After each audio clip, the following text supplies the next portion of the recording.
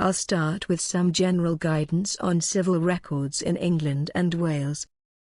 It became the law in England and Wales, in the year 1837, that all births, marriages and deaths had to be registered with the civil authorities. For those doing their family history research, this is now a very useful resource. Whereas we have to wait for 100 years before we're allowed to see information recorded on the census, anyone can obtain a certificate for a birth, marriage or death. Unfortunately, there is a substantial cost involved in purchasing certificates, and the authorities will only release information in the form of these certificates. However, I shall be giving you some guidance on how to minimize the costs involved in another video entitled General Register Office. Now, I'll show you the content of the 3 certificate types.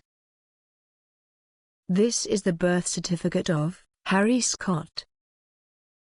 The following information can be seen: his birth date and birth location, his given name,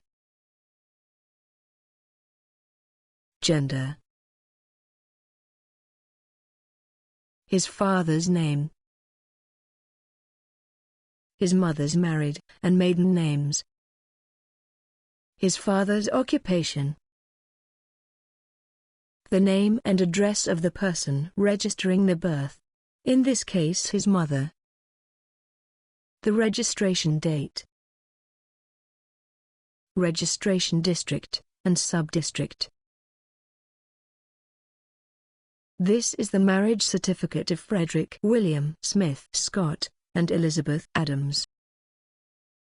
The date of their marriage. The names of the couple, including the maiden name of the woman. The current age.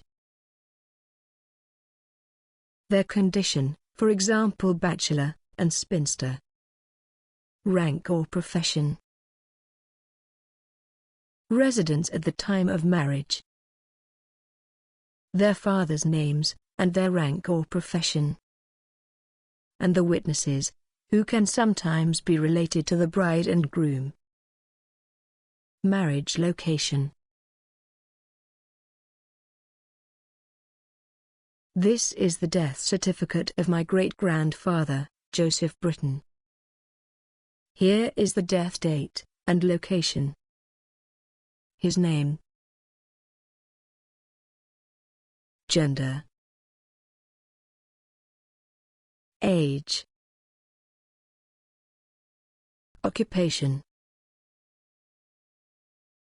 cause of death.